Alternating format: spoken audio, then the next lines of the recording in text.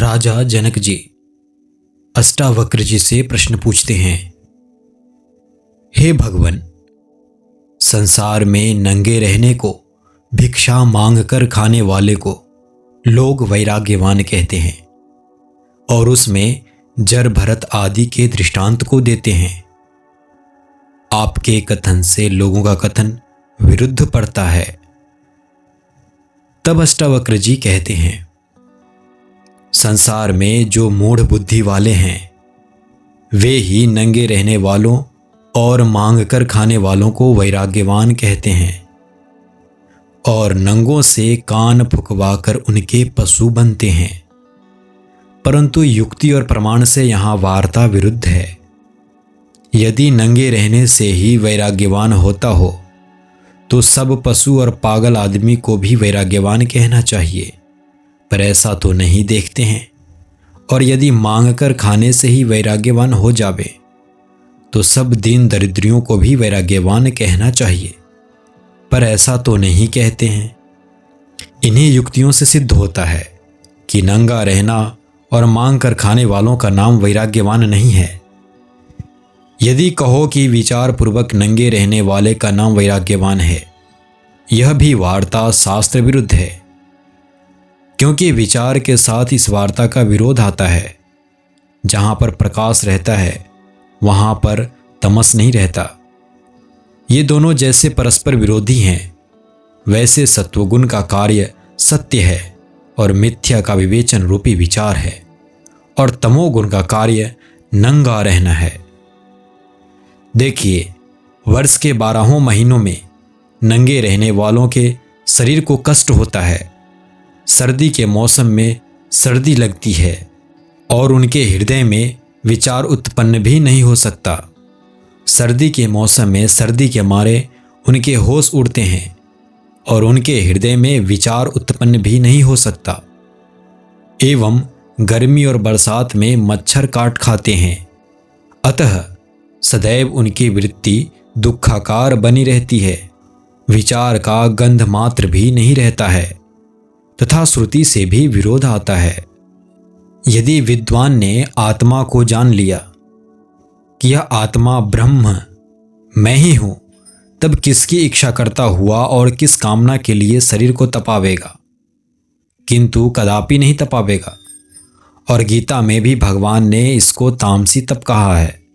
इसी से साबित होता है कि नंगे रहने वालों का नाम वैराग्यवान नहीं है और नंगे रहने का नाम वैराग्यवान नहीं है, किंतु केवल मूर्खों को पशु बनाने के वास्ते नंगा रहना है।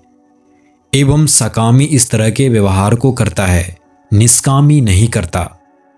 तथा जर भरत आदि को अपने पूर्वजन्म का वृत्तांत याद था। एक मृगी के बच्चे के साथ स्नेह करने से उनको मृग के 3 जन्म लेने पड़े थे। इसी वास्ते वह संग दोष से डरते हुए असंग होकर रहते थे। पंचदशी में लिखा है, जड़ भरत आदि खान पान आदि को त्याग कर कभी भी नहीं रहे, किंतु पत्थर और लकड़ी की तरह जड़ होकर संग से डरते हुए उदासीन होकर रहे।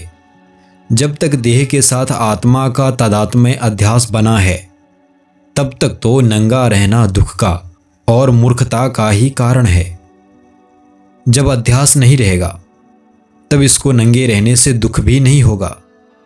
आत्मा के साक्षात्कार होने से जब मन उस महान ब्रह्मानंद में डूब जाता है, तब शरीर आदि के साथ अध्यास नहीं रहता और न विशेष करके संसार के पदार्थों का उस पुरुष को ज्ञान रहता है।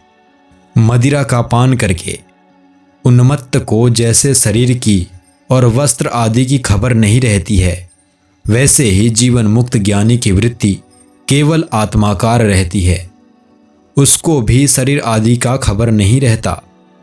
ऐसी अवस्था जीवन मुक्त की लिखी हुई है, मुमुक्षु वैराग्यवान की नहीं लिखी, क्योंकि उसको संसार के पदार्थों का ज्ञान ज्यों का त्यों बना रहता है। संसार के पदार्थों में दोष दृष्टि और गलानी का नाम ही वैराग्य है।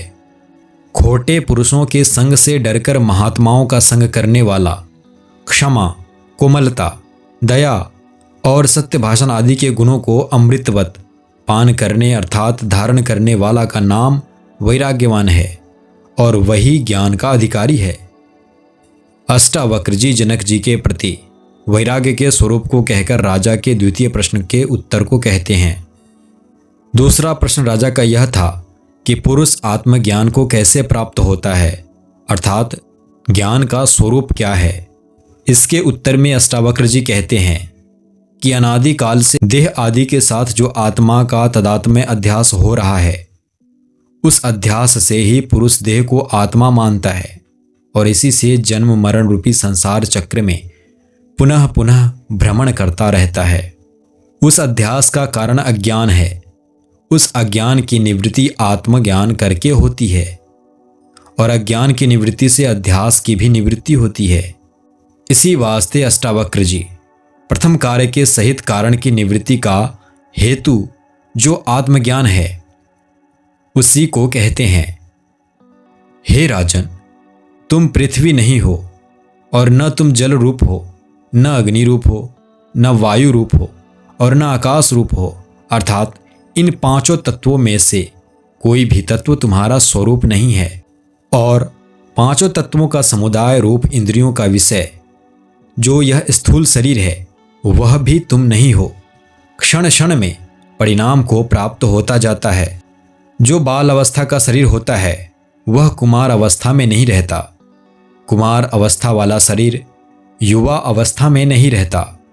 युवा अवस्था वाला शरीर वृद्ध अवस्था में नहीं रहता और आत्मा सब अवस्थाओं में एक ही ज्यों का त्यों रहता है। इसी वास्ते युवा और वृद्धावस्था में प्रत्यभिज्ञान भी होता है, अर्थात पुरुष कहता है कि मैंने बाल्यावस्था में माता और पिता का अनुभव किया, कुमार अवस्थाओं में खेलता रहा, युवा अवस्था में सैर किया। अब देखिए अवस्थाएं बदल जाती हैं पर अवस्था का अनुभव करने वाला आत्मा नहीं बदलता, किंतु एक रस ज्यों का त्यों ही रहता है। यदि अवस्था के साथ आत्मा भी बदल जाता तब प्रत्यभिज्ञान कदापि न होता, क्योंकि ऐसा नियम है कि जो अनुभव का कर्ता होता है वही स्मृति और प्रत्यभिज्ञा का भी कर्ता होता है। दूसरे के देखे हुए पदार्थों का स्मरण दूसरे को नहीं होता है। इसी से सिद्ध होता है कि आत्मा देह आदि से भिन्न है और देह आदि का साक्षी भी है। जो देह आदि से भिन्न है और देह आदि का साक्षी भी है, हे राजन, उसी चिद्रूप को तुम अपना आत्मा जानो। जैसे घरवाला पुरुष कहता है मेरा घर है, मेरा पलंग है और मेरा बिछावन है, और वह पुरुष घर और पलंग आदि से जैसे जुदा है, वैसे पुरुष कहता है यह मेरा शरीर है, ये मेरे इंद्रिय आदि हैं। जो शरीर और इंद्रियों का अनुभव करने वाला आत्मा है वह शरीर इंद्रियों से भिन्न है और उनका साक्षी है। श्रुति कहती है अयम आत्मा ब्रह्म, जो यह प्रत्यक्ष तुम्हारा आत्मा है यही ब्रह्म है, यही ईश्वर है। अष्टावक्र जी कहते हैं कि हे जनक, पृथ्वी आदि के 5 भूत और उनका कार्य स्थूल शरीर तथा इंद्रिय और उनके विषय शब्द आदि, इन सब से तू न्यारा है और सबका तू साक्षी है। ऐसे निश्चय का नाम ही आत्मज्ञान है। आत्मज्ञान के स्वरूप को अष्टावक्र जी जनक जी के प्रति कहकर अब मुक्ति के स्वरूप के उपाय को कहते हैं।